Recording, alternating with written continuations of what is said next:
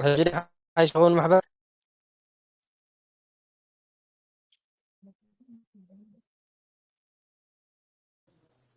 هو عن فتنا أنت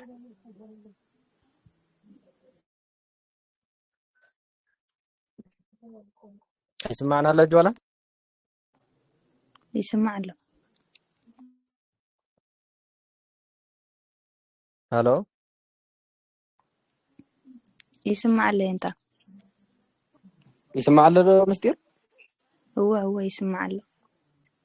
ايش سمعنا اسكت له. جميع حج دحنا جميع اسكزا زبلنا يا الصحن بلا بناتنا جميع أملا أملاك ذات سكلة بمسكال وزدم. أجاب في شو أمحارنا بجمرة أمحارنا تقرينا إشي أملاك ذات سكلة بمسكال وزدم. بمسكال كتسكل أملاك دم فساسة. بمسكال استسقل أملاك كاب أملاك دم. أمسك أم مسكال استسقل أملاك كاب أملاك دم فساسة. مويا أجاب في شو كم ويوم النشا أملاك يمنشا بالبيت زي أملاك قتل تسكل بلون دياسر زي طبقوال بأجابة في شو بكون كريم ويوم مدرجة مسكال يمدرجة بالبيت وهزا مسرع دم يوهزا بالبيت. صدق أنا أملاك إني حكيني راح أجيب وانجخ نبلا حكي إيش هو؟ إني لو أجاب بقوله يلو أجابة أتشكى في شو كا مويا من الشهر ويوم النشا أملاك إمي ودك أبد من الشهر أملاك دم يودك أبد من النشا أملاك أنت إنيرو زرو ذات سكلة بمسكال كزيالو أجاب زي لو أجابة بتشيه بتشوية مويا وكتسل ويوم كتسلناتو كتسلناتو لأملاك لا أملاك تسكل يالو تسكلة يالو ياسر نبرة ياسر نبرة زودكو أسقر توتال أسكرتوتال بيالو أكباب بيالو أجابة فتشو بكم قري فتشو بكم كريم مويا مدرجيا مياو مدرجة مسكال مسكال بيودك أبت مدرجيا بيودك أبت مدرجة زمويا زينا يمتى موياي ناي قونج مويا مالتي مجمريا جن ناي كانت تفلت إن حرقهم كانت بغير كانت تفلت لك حاجة لازم بتزقط صنايت نخلو تمويا نقول له نفعل أجابين عند الفلفينا إذا لنا مالتي جاهير أدمن تهيبنا قاو مبرو أي جمعنا مالتي حجيجن سؤال كان من المرزق أكل سلطة زي أبواسكي حد 3 سنوات أبواز رجينكم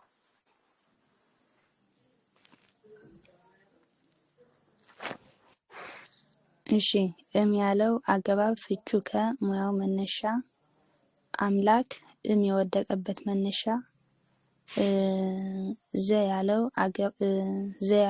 አገባብ ፍቹ የሙያው ቅጽልነቱ ለአምላክ ተሰቅለ ያለው ያስር ነበረ ዘ ወድቆ አስቀርቶታል በአገባብ ፍቹ በቁም ቀሪው ሙያው ማድረጊያ መስቀል በወደቀበት ማድረጊያ ውህዘ ያለው ማሰሪያ ደም የውህዘ ባለቤት እና ገዛ እና ብናይ ባዕልኹ ከኸይድከ ብናይ ጎንጂ እቲ ውህዘ ከመይ ዝኸም ውህዘ ያለው ያስር ነበረ ውህዘ ማሰሪያ እንዴ እንታ ነው እንዴ ዘተሰቅለ ኢለካት አዝዲቆ ዘለ ትክክል በልካል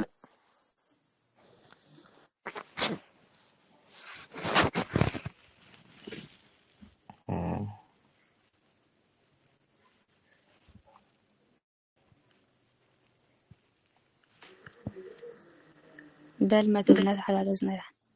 እሺ እም ያለው አገባብ ፍቺው ከሙያው መነሻ ታዘር እስኪ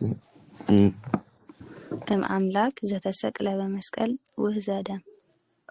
አምላክ መነሻ የወደቀበት የወደቀበት መነሻ ዘ ያለው አገባብ ፍቺው የሙያው ቅጽልነቱ ለአምላክ ያለው አምላክ ዘተሰቅለ ላለው ተሰቅለ ብሎ እንዳያስር የወድቆ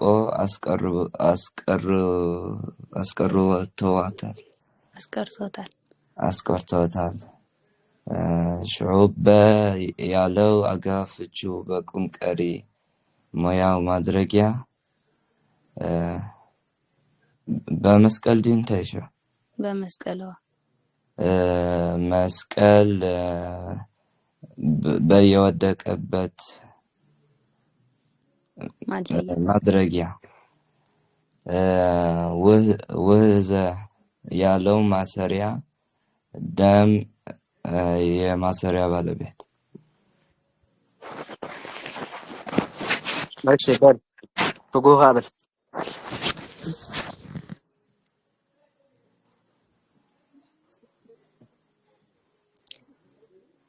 فوقو الغرب አይጣዓሙን መስለኒ እንታ ወፂኡ ዘሎ ነው እሺ ካልዝ ለተጠቃሽ ኾን ከሎ አቀባይ ኾን ከሎ ሪና ነርና ንሐከ ንኣብነት ኣእምሮ ያር የድንድሕራና አለ ከመይ ገርና በሓፈሻ ተቀዳሚት ዝነገርኩም ኣዋጅ ተርሱዑ ዘይብልኩም ግስናትና ካብ ምንታይ እዩ ዝጅምር ሃል ዝጅምር ሓቀ ሰውዕኑ ነርኩም ትኾንኩም አንተም ኣብ ጎንጂ ግን ሃላ ዝብል ግስ የለን እዚኣ ንፅር ትሪያ እንታይ ሎም ዳጅምር ስማዕ ኣለና ስማዕ ኣሎ የንታ ካብ ካልኣይ ይጅምሩ ማለት ዲ ካብ ላሃ ቀፂል እንታይ ዲ ዘሎ ትግሲ ለሃ ይመስለኒ ካብ ኣያም ዝጅምሩ ኣፍቲ ውሽጢ እንተኣቲና እኳ ብዙሕ ኣፈላላይ ዘለዎ ብሓፈሻ ግን ካብ ኣያም ዝጅምሩ ማለት እዩ ካልኣይ ኣብ መወድስን ኣብ እጣነ ሞገርን ከዓ ማለት እንታይ ገብሩ ይኽእሉ ይመስለኩም ዓመል ንኣብነት ልዕሊ ከፋይ እንድሕር ዳ ተገይሮም ቤቱ ካብ ከፋይ ድንው ዘሎ ድማ ቱ ክገብርዎ ይኽእሉ እዮም ከምኡ ዓይነት መንገዲ ኣለዎም እናተባህለ ዝብል መንገዲ ኣሪረ ፅጌ እውን ይብልዎ ሰምዑን ኣለኹም ዶ ይስማዕ ኣሎ የንታ ናብቲ ድሕሪኡ ዘሎ ሰሚዕኩም መዛሕቲ ዝብልኩም እወ ካብ ከፋይ ንንየው ዘሎ እሺ ካብ ከፋይ ንንየው ዘሎ ማለት እዩ ንኣብነት ተብላዕሊ እንድሕር ዳ ኢሎም ንሕና ክገብር እንድሕር ዳ ኮይና እኳ ተተዋራራሽ ብዙሕ እኳ ኣይተለምደን ክኸውን እንድሕር ዳ ኮይኑ ግን ንሳልስ መን ይወርስ ኢና ንብል ንሳልስ ሓምስ هو سلام لا أبزن كده معلم نجاس الزبلة ما سرج جيرنا ولا حق زوم كونجيجن لو عريرة جي وكأننا تنا لجز بالمنجد سلالهم قدنا أتي لعلك فايتن لحرد جيرمو تو يقبروا أتيل زلوا عند حرد لعلك فايز جيرمو أم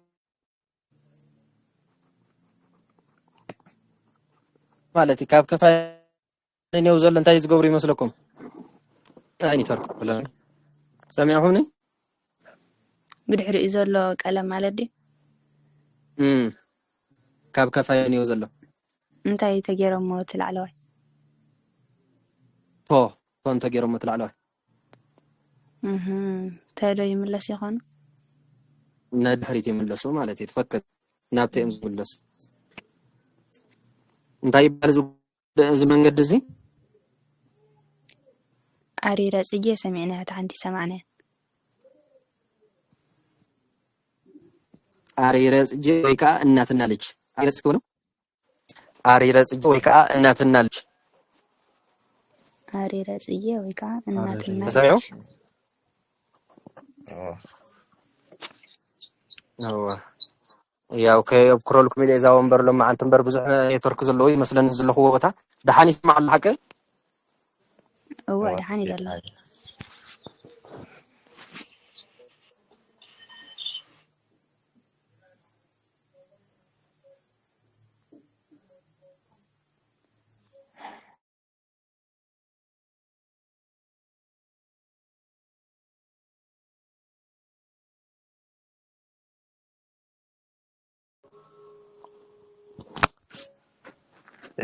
ኢየሩሳሌም እዛ ምስጢር እዛ ዝበልዋ ከመይ ትርዳእትና እዚያ መውዳእታ ዝበልዋ ድያ እዚያ ምውርራስ እዋ እዚ ምውራስ ተረዲእኒ ኣሎ መን ከም ዝወርሶ ግን ኣብ ቅድሚ ኣብቲ መወድስ እጣን መገር ዝበልዎ ከመይ ማለት እሺ ከምዚያ እንዳገበርና እንዳተቃለስና ነምስ ሰሚዕኩም ንትኾን ኢኹም ኔትወርክ ዘይብሉ ቦታ እንዴ ዘለኹም ካብ ነቋርፃ ሎማ ዓንቲ ኢለ ኣትየ ዘለኹም ምናልባት ሰምዑ እንታሊኹም ጽቡቕ ነይሩ ንሰማዓኩም ኣለና እንታይ ይስማዓና ጽቡቕ እዛ ናይ መወድስን ናይ እጣን መገርን ዝነገርኩም ኣብ ሰሚዕኩም ንዶ እዋ ሰሚዕናዮ ናይ እጣን መገር ካብ ኣሰረ ንጉስ ንየው ዘሎ ማለት እዩ ናይ መወድስ ከዓ ካብ ከፋይን ንየው ዘሎ ከም እንዳገበሩ ይኸዱ ለተጠቃሽ ክኸውን ከሎ ዝሓለፈ ርኢና ዶ አቀባይ ክኸውን ከሎ ተጠቃሽ ክኸውን ከሎ አቀባይ እኮ ርኢና ነርና ንኣብነት ኣይመሮ ለያሬድ እንድሕር ኢልና እንታይ ኢና ንብል ብናትና ተርጉምኩም ወይ ሃብዋ ትንሽ ፈላላይ ክንሪ ያሬድን አወቀው ያሬድ ፈሊጥዎ ሞያ ህዋብ ከለኸ አእምሮ ማሰሪያ ለአገባብ ፍቹ ንሙያው ተጠቃሽ ያሬድ የተጠቃሽ ባለቤት እስኪ ብጎንጅ ከፈትንያ አእምሮ ያለው ማሰሪያ ለያለው አገባብ ፍቹ ንሙያው ተጠቃሽ ተጠቃሽነቱ እዚህ አለ ተጠቃሽነቱ አእምሮ ላለው በኒኒር ያሬድ ተጠቃሽ የወደቀበት ለየወደቀበት ተጠቃሽ ለየወደቀበት ተጠቃሽ ማለት በል ሓደ ሰብ ካ ድገማ አስር ጸብሎ አእምሮ ያለው ማሰሪያ ለያለው አገባብ ፍቺው ንሙያው ተጠቃሽ ለያለው አገባብ ፍቺው ንሙያው ተጠቃሽ ያሬድ ለየወደቀበት ተጠቃሽ ለየወደቀበት ተጠቃሽ ማለት እስኪ ሓደ አቀባይ ከስክምጾ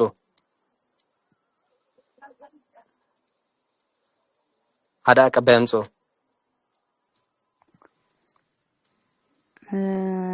ለአዳም ትከውን ለአዳም ትሆናለች ሐቀ እሺ ሀብዋስክ ሙያ ብናትና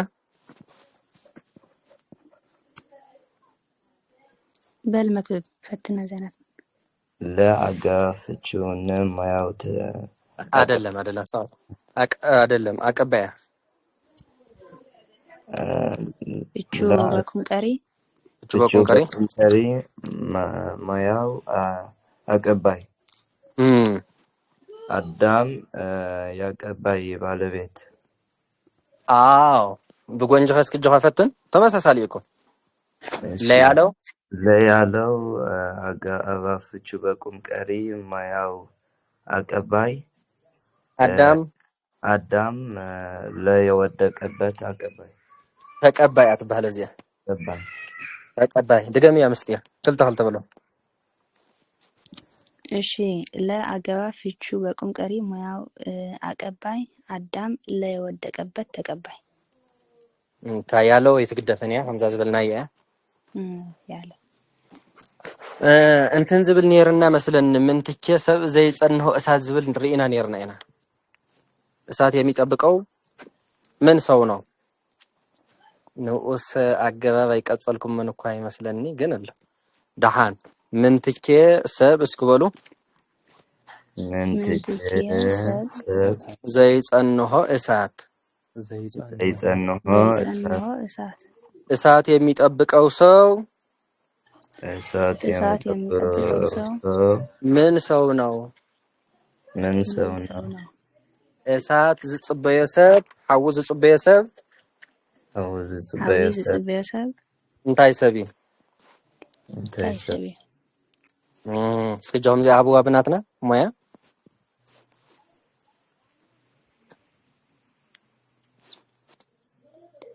ምን ትቅጽል በልዋ ናብ ሰብ እሺ ኣለኹም መስለን ፈትኑ በዓል ትጎር ፓውሊ እንዳሓነ በል ዘይጣዕሙ እንተኮይኑ በል ዳሓን ግዜ ንምቁጣብ እሺ ምንት የሰብ ቅጽል ኬ ትርአስ ሰብ የውእቱ ባለቤት ዲ መመርመሪያ ባ ምን ሰው ነው? ይስተ ሰብ የውእቱ መመርመሪያ ውእቱ መርምሮ ማሰሪያ ዘ ምን ሰው ነው? ዘይጸንሆ ዘበቂ ሆኖ ዘ በቂ ሆኖ የውእቱ ተሳቢ ባለቤት ባሱ ባለቤት ዘል አሃ ባለቤት ባይ ገበርና ነው ዘ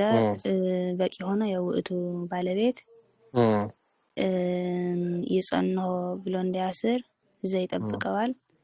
እሳት የይጸንሆ ባለቤት በጎንጅ ኸአ ያው እስከ በጎንጅ ፈትን ያጀሁም ምንት ያለው የሰብ ቅጽል ምንት ያለው የሰብ ቅጽል እሺ ኬ ያለው ትራስ ኬ ያለው ትራስ ያው ሰብ ያለው የውእቱ መመርመሪያ ተመሳሳለ ሰብ ያለው የውእቱ መመርመሪያ ውእቱ ያለው ማሰሪያ ውእቱ ያለው ማሰሪያ እሺ እዚያ ተፈለያ ዘ ያለው አስፈች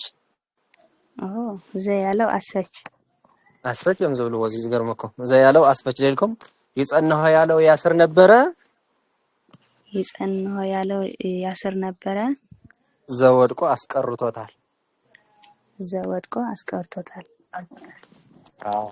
ድገምዋ በላሞ መክብብ ደጊን ካምስጤር ሀቢያ ማለት ነው ህዝቡ እንተ ያለው የሰብ ቅጽል ኬ ትራስ ሰብ እንሰብ ያለው የውእቱ መመርመሪያ ውእቱ ያለው ማሰሪያ ዘ ያለው አስፈች እንታይ ነር ዘሪ ዘይጸንሆ እሳት ይጸንሆ ያለው እንዳያስር ዘው ወድቆ አስቀርተዋል እሳት ያለው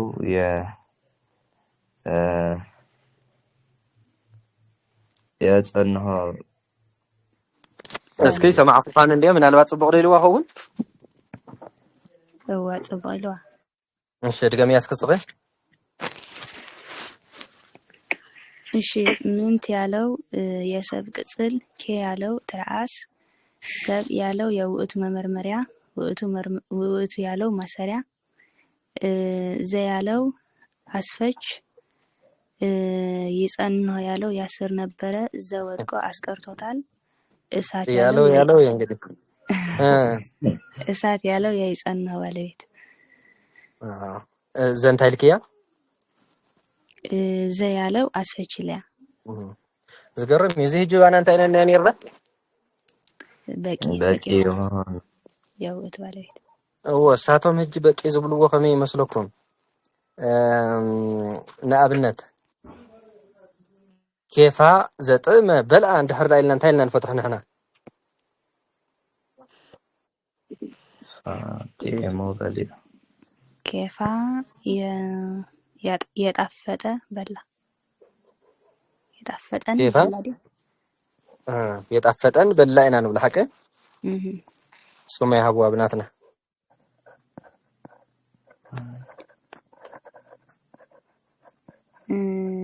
ኬፋ እሺ በል መክብ ፈትና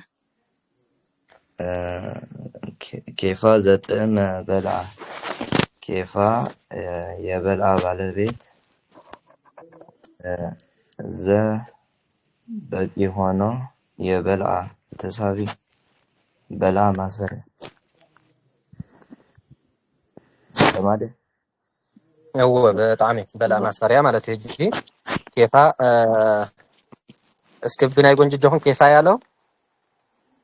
ኬፋ ያለው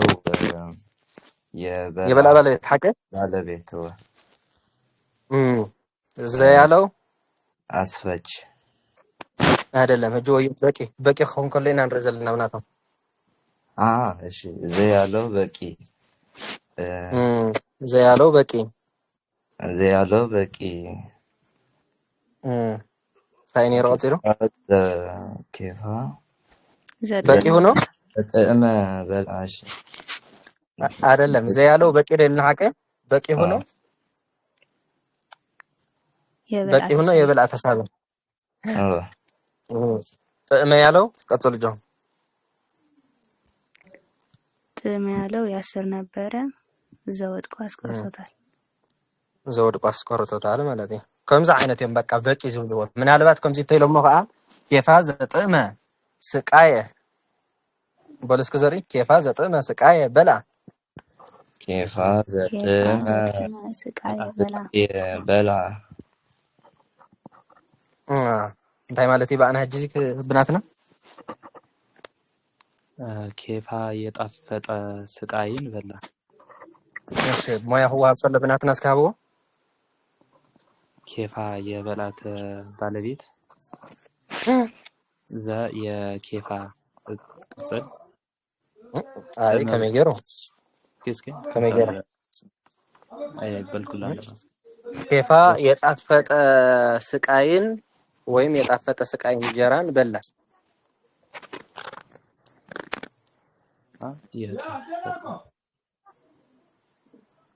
ولا قتل كنقبرن خلينا حكاية يتأفت السكاين بلغ نبلن خلينا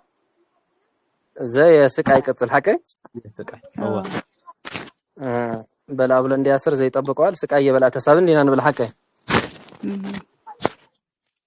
نصفهم كا ها كيف يالو يبلع كيف يالو يبلع بالبيت كيف يالو يبلع بالبيت كيف زت أمن دي حكاية زي ያለው በቂ ሆኖ ዘ ያለው በቂ ብሎ ዘ ያለው በቂ ሆኖ ስቃይ ምሳሌ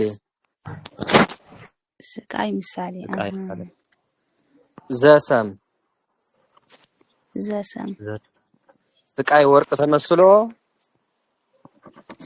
ወርቅ ተመስሎ የበልዓ ተሳቢ ማለት ትገመዋ ዘ በቂ ሆኖ ስቃይ ምሳሌ ዘሰም ስቃይ ወርቅ ተመስሎ የበልዓ ባለቤት ተሳቢ የኔታ ዘሲ ሰምዴት ሆን ወርቅ ባው የሰቃይ እንዲ ወርቅ ማን ነው ሰምባ ሰሚያት ሆን ዚያ እሺ እቲ ህብስት ወፂ ዘሎ ካብኡሲ ካፍቲ ዘይወፅሎ ማለት ነው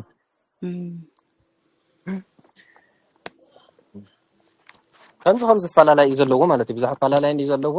ንኣብነት ንሕና ዝሓለፈ እኳ ነጊረኩም ነይረ መስለኒ ብገቢርስ ናይ ሰብ ስም ገቢር ክንገብሮ ከለና ማለት እዩ ከመይ ጌርና ኢና ንገብሮ ሃኖስ ኸሉ እንታይ ሃኖስ ኸሉ ግእዝ እሳቶም ከዓ ራብዕ ሃይወስኽሉ ማለት ሪኦ ኣለኹም ኣፈላላይ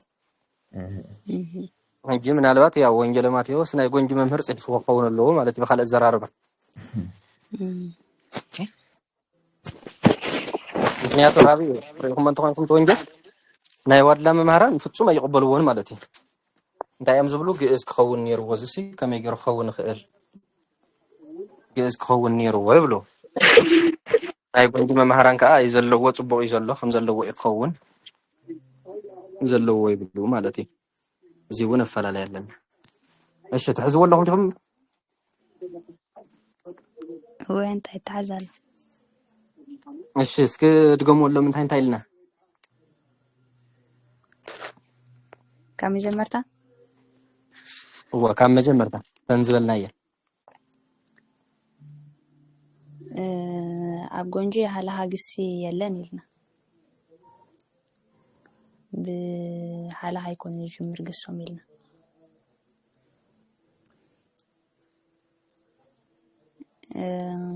እዋ ቀጽል ይሰማዕ ኣለኸ እሺ ካልኣይ ከዓ ናይ ካብ ኣብ መወድስን ናብ ጣነ ሞገርን ካብ ከፋይ ካብ ኣሰረ ንጉስ ንታሕቲ ኣብቲ ላዕሊ ተጀሚሮም ቱ ይቕጽሉ ኣብ ላዕሊ ቱ ተጀሚሮም ኣብቲ ካልኣይ ቲ ይቕጽሉ ቶ ተጀሚሮም ከዓ ናብ ተ ይምለሱ ኢልና ነርና እዚ ከዓ ኣሪረ ጽጌ ወይ ከዓ እናትና ልጅ ይበሃል ኢልና ነርና ካልእ ናይ መነሻ ተዓዳድላ ርኢና ነርና አምላክ ዘተሰቅለ በመስቀል ውህዘ ደም ኢልና እዋ ሃብያ ነሳ ሞያ ድገምያ እሺ ያለው አገባብ ፍቹ ከሙያው መነሻ አምላክ የወደቀበት መነሻ ዘ ያለው ቅጽልነቱ ለአምላክ ተሰቅለ ያለው ያስር ነበረ ዘወድቆ አስቀርቶታል በያለው አገባብ ፍቹ በቁም ቀሪ ሙያው ማድረጊያ መስቀል በየወደቀበት ማድረጊያ ውህዘ ያለው ማሰሪያ ደም ያለው የውህዘ ባለቤት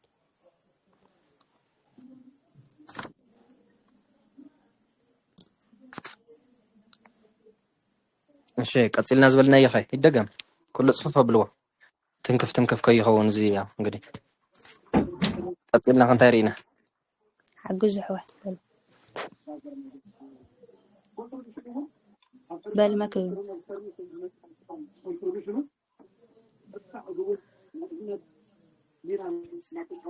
من تكيس هب زي صنه اسات لنا يرنا انت በላ ሞያ ሃባ ታፍቾ ግን ተርሂዘ እሳት የሚጠብቀው ምን ሰው ነው ዲያ እሳት የሚጠብቀው ሰው ምን ሰው ነው እሺ አና ምንት የሰብ ቅጽል ከትራስ ሰብ የውእቱ መመርመሪያ ውእቱ መርምሮ ማሰሪያ ዘ እሺ ዘ በቂ ሆኖ የውእቱ ባለቤት ይጸንሆ ብሎ እንዲያስር ዘይጠብቀዋል እሳት የይጸንሆ ባለቤት ማለት ነው በጎንጅኻ ምንት ያለው የሰብ ቅጽል ከትራስ ሰብ ያለው ይትግረፍ ያለው መግዳፍ ከም ኃጢያት ከም ዝገበርካ ይዝሕሰብ በጎንጂ እሺ ሰብ ያለው የውእቱ መመርመሪያ ውእቱ መርምሮ ማሰሪያ ዘ ያለው አስፈች ይጸንሆ ብሎ ያሰር ነበር ዘ ወድቆ አስቀርቶታል እሳት የይጸንሆ ባለቤት ቀጥልና አንታይ ሪና የፋዘት ወበልዓ كيف ዘጠመ በልዓ ሀብዋ كيف ዘጠመ በልዓ ሓንቲ እንደገና كيف ዘጠመ ስቃይ በልዓ እውን ትብል ነራ መስለኒ ዜና ሀብዋ እሺ ኬፋ ያለው የበልዓ ባለቤት ዘ ያለው በቂ ሆኖ ጥመ እንዲያስር ዘ አስቀርተዋል ተሓጋገዙ አይበልካ ያንድገም ዘ ያለው በቂ ሆነ የበልዓ ተሳቢ እሺ ዘ ያለው በቂ ሆኖ የበልዓ ተሳቢ ጥመ ብሎን እንዲያስር ዘ አስቀርተዋል ያለው ያስር ነበር ጥመ ያለው ያስር ነበር ዘ በቂ ሆኖ አስቀርተዋል በልዓ ማሰሪያ በላ ያለው ማሰሪያ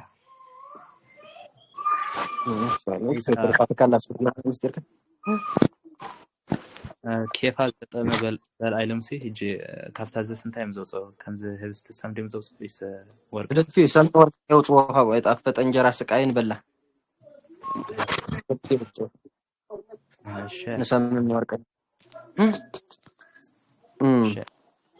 ካብኣ ቀፂላ ዝነበረት ከዓ ኬፋ ዘጥዕመ ስቃየ በላ ትብል ነይራ። እሺ በላ ሀበስ እሺ ኬፋ የበልአ ባለቤት ዘ በአናደ ወይስ አናፍታና ጉንጅ አይደለም መጀመሪያ ናትናዳ አፈላላይ መታን ግልጽ ክኸውን። እሺ የጣፈጠ እሺ ኬፋ የበልአ ባለቤት ዘ የስቃይ ቅጽል ጥዕም ብሎ እንዳያስር ዘይጠብቀዋል። ስቃይ የበልአ ተሳቢ በልአ ማሰሪያ ብጎንጅኻ ኬፋ የበልአ ባለቤት ዘ በቂ ሆኖ ስቃይ ምሳሌ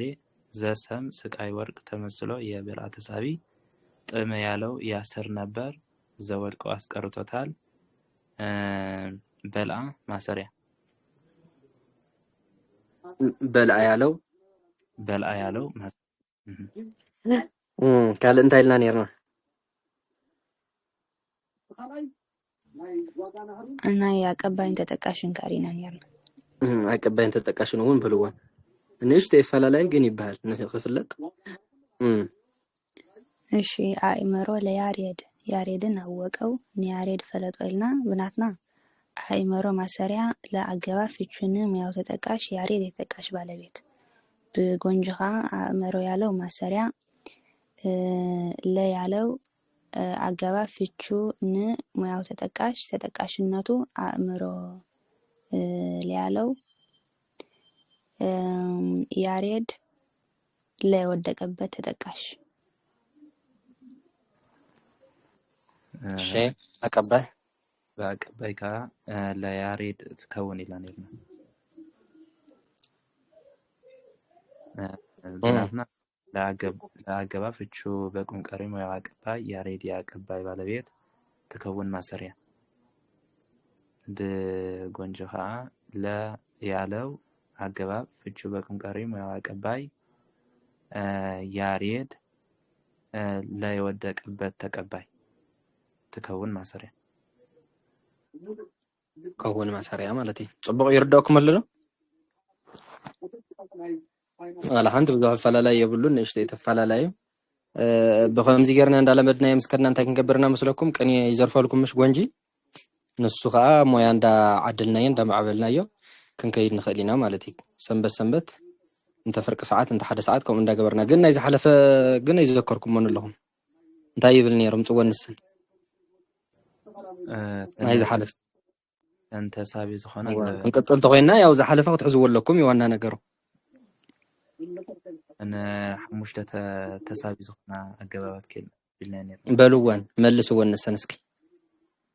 እዚአ እንድሕር ሒዝኩሞን ጽቡቕ ክንቅጽል ኢና ንቕድሚት እሺ ታበ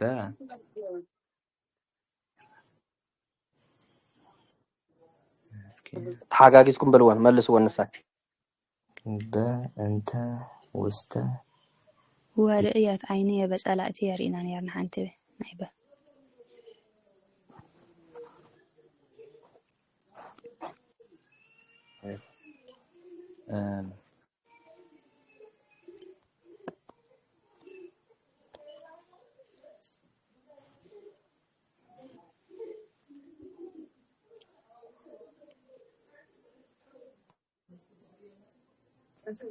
ሓዝኩም መንን ሒዝናዮ እንታይ ክንበል እንዲና ሞያ ክንበል እዎ በልዎን ሞያ ሃብዎን እሺ ኣነ ካብ ኣየርኪበ ቅድሚ ቀፂልኩም ነርኩም መስለኒ ግን እታ ወርእየት ዓይኒ የበጸላእቲ ዝበለት ወ ያለው ደጋሚ ርእየት ያለው ማሰሪያ ዓይኒ ያለው የርእየት ባለቤት በ ያለው የርእየት ተሳቢ አይ ከም ኣይኮነትን እሱ ከምና ናብናትና ገጽ ተደለኸ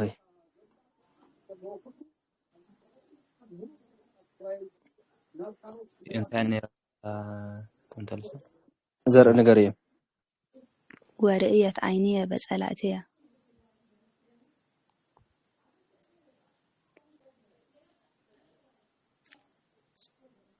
ما درجة يدخل قدم ግን ክሳየርና ሄብና ነርና መስለኒ በያለው የርእየ ተሳቢልናስ ብድሕሪ በያለው አገባ ፍቹን ሙያው ማድረግ ያልና ነርና وتفكر تم تسحب زخون يكون نرأ زلنا حكي تم تسحبت عندنا رأينا نيرنا حكي تسحبت زخونه هو بعل صبغ يخو كزلخه افتي يالونا افت ترجمي يسترفك زلن شيمبر دحاني يخو كزلخه دغمي ياسكي በያለው የርእየ ተሳቢ በያለው አገባ ፍቹን ሙያው ማድረጊያ فكر ጸላእትየ በወደቀበት ማድረጊያ ጸላእት በወደቀበት ማድረጊያ ማለት ይተፈከር በጸላእት የዲ ጸላእት ይወ በወደቀበት ማድረጊያ ከማያ በያለው አጋፍ ፍቹን ትብል ጥራይ ተሪፋት ክመር ሓደ እጅልክ ያለህ ጽቦ فنوم مخايلنا نيرنا انت كملنا ينساقه بنتنا فنومو ማሰሪያ እንተ አገባፍችን በህቲቱ የተሳቢ ባለቤት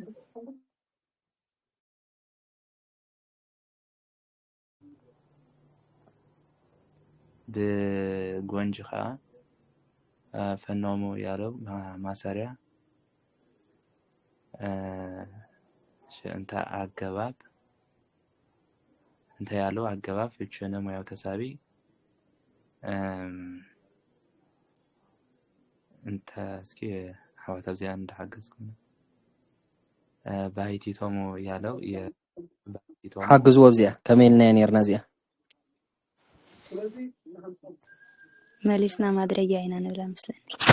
هو تفكر نبيات مسليلنا نيرنا حكي كابز في النجار يبلان بنايبه من قد حبه እሺ እንተ ያለው አገባብ ፍቹ ነ ሙያው ማድረጊያ እሺ ባይቲቶሙ እንተ ወደቀበት ማድረጊያ يبلو حسكم اللهم صبوا قال من ينيرو ካል ናጻሩ ውስጥ ተግበረ ጴጥሮስ ይልና ነርና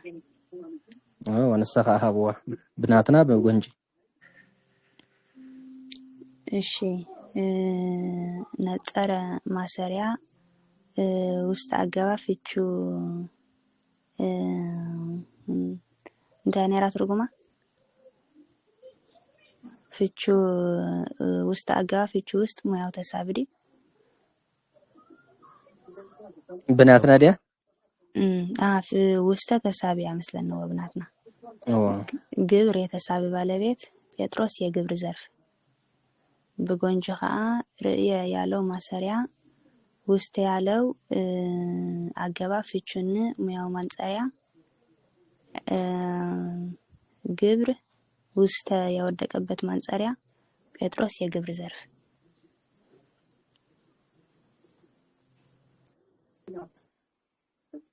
ጴጥሮስ ያለው ማለት ያው ምንም ከንገብረን እንት ያለው ይግደፍ እሺ ምን ተሪፋትና لا الى مسويت نصر ديات نصر مسني تاكل يا እግዚአብሔር نصر لا الى ابيل زي ولا اخلت لا الى ابيل ها تا ቀለም እግዚአብሔር አቤልን ተመለከተ ይመስለን ብናትና መጀመሪያ ብናትና ማሐቦ ሹዕብና በጎንጀኺት እግዚአብሔር አቤል ነጸረ ላይ ለአቤል እሺ እግዚአብሔር የነጸረ ባለቤት ያ ላይ ለአገባ ፍቹን ሙያው ተሳቢ አቤል የተሳቢ በጎንጅኻ እግዚአብሔር ያቤረ ያለ እግዚአብሔር የነጸረ እግዚአብሔር ያለው ደት ብለላህ አዋ እግዚአብሔር ያለው የነጸረ ባለቤት ነጸረ ያለው ማሰሪያ ላይለ አገባ አገባብ ፍቺው ሙያው ማንጸሪያ አቤል ላይበት የወደቀበት ማንጸሪያ ንመን ይመስል ማለት ላኢለን ምንን ሓደ እዮም ውስተ ላኢለን ሓደ እንተን ምንን ከሓደ በን እንተን ከሓደ እንተን ኣብዚ ሓለፈ ክንደይ ርኢና ነርና ክንደይ ኣዋጅ ጠቕላላ ማለት ኣብዚኦም ተወሳኺ እውን ርኢና ነርና መስለና ሓቀይ እንታይ ከም ዝረኣና ይዝክርኒ ግን ነጊርኩም መስለኒ 10 ዝኾን ርኢና ነርና 10 ይኾን 10 ናይ ሎማዓንቲ ክንደይ ርኢና ኣለና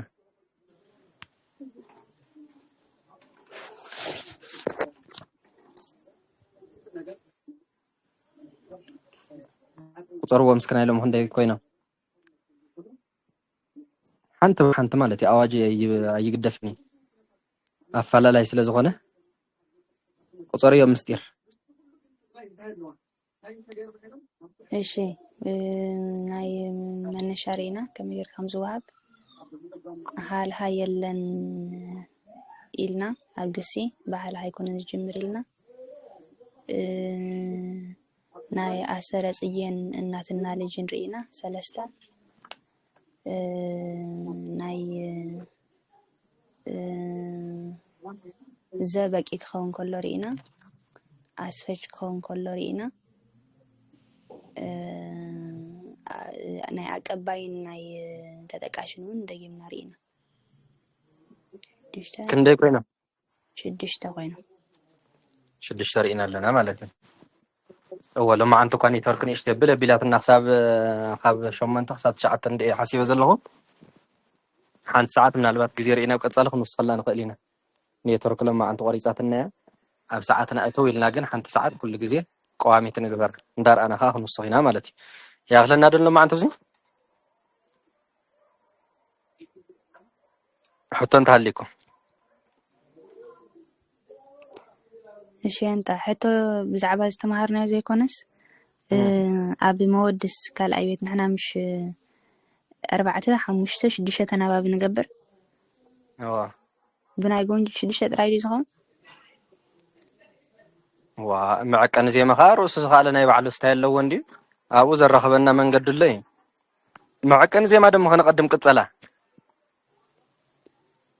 ብጣዕሚ ኣፈላላይ ዘለና ክገርመኩም መዐቀን ዜማ ኸ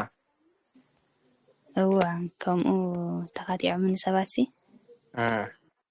6 ብ4 ደ ብ5 ገይረያ ነይራ ኣነስ ከምኡ ይከውን ኢሎም ናይ ጎንጂ ድዮም እወ ኣፈላላይ ኣሎ ዝኾነሉ ኣጋጣሚ እኳ ኣሎ ስኢልካ ይኸውንን ዘይኮነሲ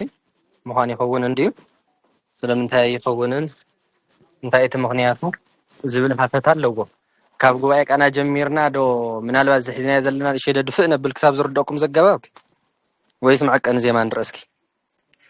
እንታይ ይመስለኩም ኣፈላላይ ብጣዕሚ እዩ ዘለና መዐቀን ዜማ ኣይ ዳሓን ቁሩብ ኣገባብ ንርኢ መስለኒ ኣገባብ ርኢ ነብል እሞ ያው መጀመርያ ናትካ መሓዝ ካብኡ ንያውቱ ኣፈላላይ ዘለዎ ኸ እንታይ እዩ ብሓፈሻ እቲ ኣፈላላይ ክበሃል እንከሎ ስኢልካ ናይ ጎንጂ ናይ ቤቱ ዳ እምበር ኣብ ቤተ ክርስቲያን ሕጂ በዚ ንመሃሮ ዘለና ቅኔ ፈጠራ ምሽ ኣሎ በቃ ናይ ጎንጂ ይኹን ናይ ዋድላ ብዝመፀካ ምዝያም ስለ ዝኾነ ንዝኾነ ሰብ እንታይ ክትቃወሞ በቲ ናይ ቅኔ ፈጠራ መዐቀን ዜማ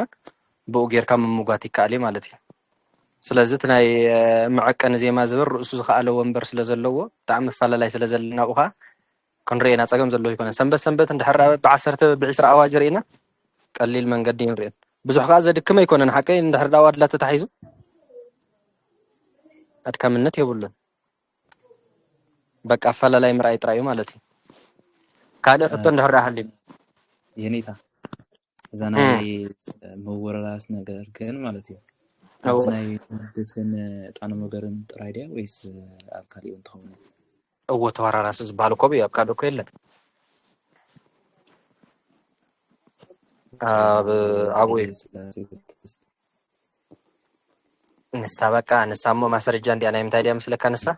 ኣባና ነጊረኩም ነይረ ቅድሚ ሕጂ ዝዝክር ተኾንኩም ሳልስን ሃምስን እዩ ሓቀይ ወይም ግእዝን እንታይኒ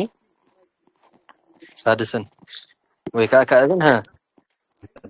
ሳብዕኒ ማለት የባነ ማለት أبناء يكون جيجن بقى تند حرق علم تو عند حرق علم تي عند حرق علم بلا علي تو عند حرق علم مجمري أفتك أنت يبلو مالك أما ودسنا بتاعنا مقر نراي أبغى زت أنا مقر أبغى زت أنا مقر عندنا خام مودس أبكالين أفصل لاسيو وايزيما يلدان مالك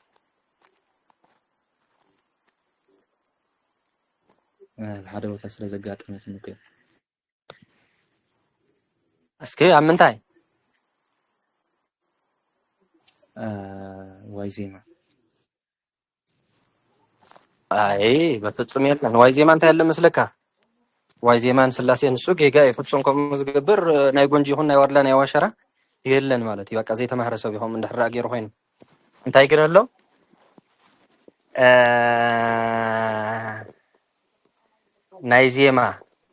ናይዜማ መንገድ ሒዙ ማለት እዩ ናብነት ዝክርቶንኩም ስላሴ ስታይል የተፈጸመ ተስፋ አበው በማርያም ድንግል ወቀራዲዮ ተተክለ መድኃኒት መስቀል ትብልቅን የዘሪፈልኩም የሪ ዝክርዶት ሆነ ወይንታ አው እነሱ አይነት መንገድ ነው ረዲሃን አብ አራራይ ማለት እዩ ናብነት ካብ በዓል መልክዓ ስእሊ ዲኻ ቅዱስ ሐዋርያ ጳውሎስ ካብ ዝበለ ዲኻ ምጽኻ ትገብረሉ ነገር መንገድ ነው ወርሱ ዝኻለ እዛ ንብላ ዘለና እንደሕራ ኮይና ግን ጌጋ እስከ ነገርና ከመይ አኔራ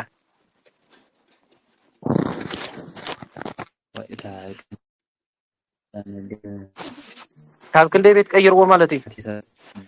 ካብ ክንደይ ቤት ቀይርዎ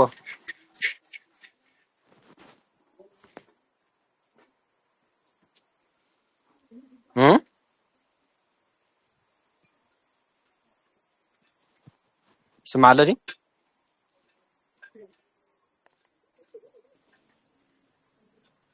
نسمع لنا كومنت ما يتقول السور صغاري يقول له كان من قد غدنا له اف غدنا قني قصل وي لمبر አለው ወሮ السور صغاري ናይ ዋይ ዜማን ናይ ስላሴን ካለ መንገድ አለው እንበር ዝባል ዘሎ ይኮነ እሺ ምስጢር ንሱ ግን ትንጭም ይነበርኩም ከምዚ ካብ መልክዓት ገለኻቱ ዝኽእል ዝበልኩምና ንኣብነት እዚኣ ተፈጸመ ተስፋ አበው በማርያም ድንግል ዝበለት ኣብ ትላዕሊ እውን ብልክ ይኸውን ኣሎ ቤት ምሽ ናይ ግድ ንዑሪ ኩ ዝመጽእ ኣይወራረስ መስከም ዝብ ዘለኹ ናይ ግድ እሱ ናይ ሊቃውንት ቅኒ ቤተክርስቲያኑ ክግበር ይኽእል መብዛሕትኡ ቤተክርስቲያን እሱ ኢና ንገብር ረዲሁን ዋይ ዜማ ኸውንን ከለውን ርእሱ ዝኻለ ናይ በዓል ኣለዎ ማለት እዩ እምበር እንድሕራኹም ኮይንኩም ዝትጉህ ዝብል ዘለኮ ካፍቲ ተፈጸመ ተስፋ አበው ዝበልናዮ ንላዕሊ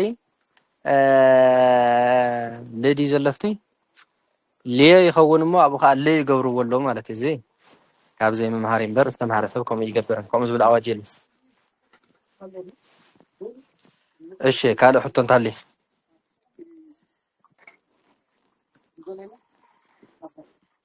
ካብ ናይ ወንበርና ዋላ ማለት እዩ ኣብ ቁጽልዎ ዘሎ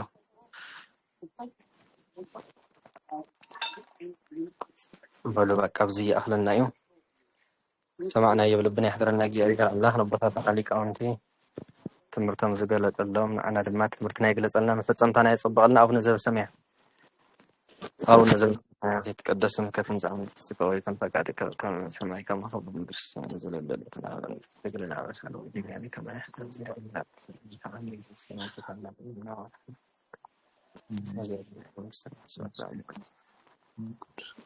ሰላም ለችሁ ብለናቸው መስከት ይችላል